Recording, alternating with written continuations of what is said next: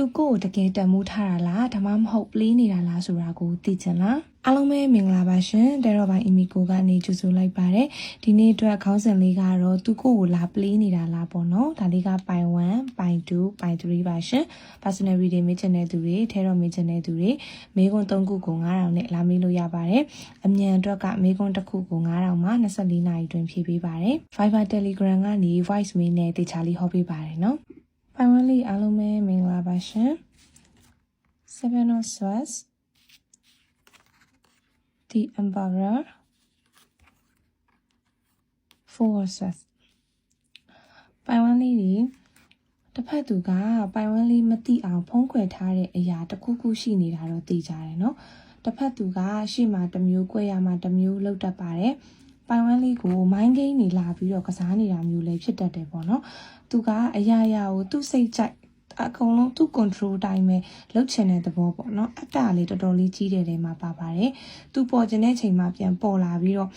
ပြီးသူပျောက်ချင်ပြန်ပျောက်သွားတယ်ပေါ့နော်အဲ့လိုမျိုးလေးဖြစ်တတ်တယ် on and off ဆက်ဆံရေးလိုမျိုး saturation ရှစ်မှာပိတ်မိတယ်လိုမျိုးဖြစ်နေတတ်ပါတယ်ပိုင်1လေးကိုဒီလိုအခြေအနေမျိုးမှာဒီတိုင်းပဲထားပြီးတော့သူကတော့သူ့ဘဝနဲ့သူဒီမှာအေးအေးလူလူပဲနေနေတယ်ဆိုတဲ့ပုံစံမျိုးတွေ့ရတယ်ပေါ့နော်ပိုင်1လေးကိုတော့အဲ့လိုမျိုးတွေလောက်ထားပြီးတော့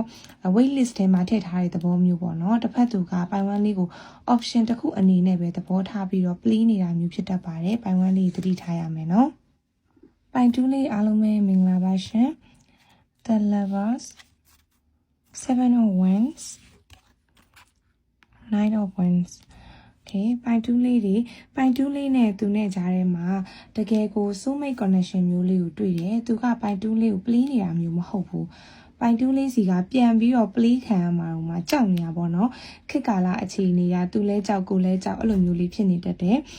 သူကအကာအကွယ်အထက်ထက်နဲ့ defensive ဖြစ်နေတဲ့ပုံစံမျိုးတွေ့ရတယ်ပေါ့နော်သူကပိုင်2လေးကိုအရန်သဘောကျပေမဲ့လည်းတစ်ဖက်မှာသူ့မြတ်တာတွေအချစ်တွေကိုအကုန်ပုံအောပြီးတော့ပေးလိုက်လို့ရှင်သူခံရမလားဆိုတဲ့စိတ်နဲ့ပေါ့နော်ကြောက်နေတယ်ဆိုတဲ့ပုံစံမျိုးကိုတွေ့ရတယ်ပေါ့နော်ဆိုတော့အဲ့ဒါကိုသူကပိုင်2လေးရှိမှမပြချင်ဘူးတကယ်တော့သူ့ရင်ထဲမှာသူကပိုင်2လေးကိုလက်လွတ်လိုက်ရမှာကိုတေမလောက်ကြောက်တယ်ဆိုတော့သူ့ဘက်ကလည်းရှိတိုးရမလို့နောက်ဆုတ်ရမလို့ဖြစ်နေတတ်တယ်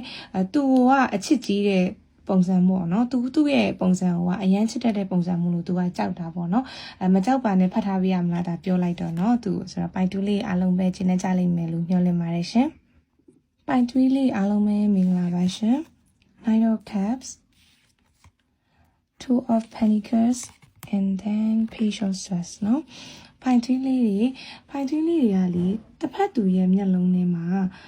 အရန်ကိုပြည့်စုံနုံးနေတယ်ဆိုတဲ့ပုံစံမျိုးကိုတွေ့ရတယ်ပေါ့နော်ဆက်ဆောင်မှုရှိတဲ့အဲ့လိုသူ့အိမ်မက်ထဲက drinker ပုံစံမျိုးလေးတောင်ဖြစ်နေရပေါ့နော်အဲ့ဒါကြောင့်မို့လို့သူကအလောတကြီးရှေ့မတိုးသေးပဲနဲ့ဝေခွဲမရဖြစ်နေတယ်ချိန်ဆနေတယ်ဆိုတဲ့ပုံစံမျိုးကိုတွေ့ရတယ်ပိုင်သွေးလေးကိုသူက play နေတာတော့မဟုတ်ဘူးသူ့ဘဝတွေကိုပိုင်သွေးလေးလိုလူမျိုးဝင်လာဖို့အတွက်သူကိုယ်တိုင်အစင်သင့်ဖြစ်ပြီလားဆိုတာကိုသူ့ကိုယ်သူပြန်ပြီးတော့မီးနေရတယ်ဆိုတဲ့ပုံစံမျိုးကိုတွေ့ရတယ်ပေါ့နော်သူကပိုင်သွေးလေးရဲ့အကြောင်းတွေကိုတိတ်လေးလေ့လာနေတယ်အကဲခတ်နေတဲ့အဆင့်မှာပဲရှိသေးတယ်ပေါ့နော်ပိုင်သွေးလေးရဲ့ social media တွေနောက်ပိုင်သွေးလေးကဘလို့လူမျိုးလဲဆိုတာတွေကိုစုံစမ်းနေတယ်လို့မြင်ပါတယ်ပိုင်သွေးလေးကိုသူကိုယ်တိုင်က serious ဖြစ်ချင်လို့တေချာလေ့လာနေတာပေါ့နော်သူကလူတစ်ယောက်ကိုသူ့ဘဝတွေကိုမခေါ်ခင်မှာအမှားမခံချင်ဘူးပေါ့အဲ့ဒါကြောင့်မို့လို့လေအချိန်ယူနေတာဒါကြောင့်ပိုင်သွေးလေးဘက်ကသူပြနေတဲ့အဲ့လို ADA ဆက်ဖြစ်နေတယ်ဆိုလို့ရှိရင်မကြောက်ပါနဲ့ပေါ့နော်သူကပိုင်သွေးလေးနဲ့ထိုက်တန်နေသူဖြစ်အောင်လို့ပြင်ဆင်နေတဲ့ပုံစံမျိုးမြင်ရပါတယ်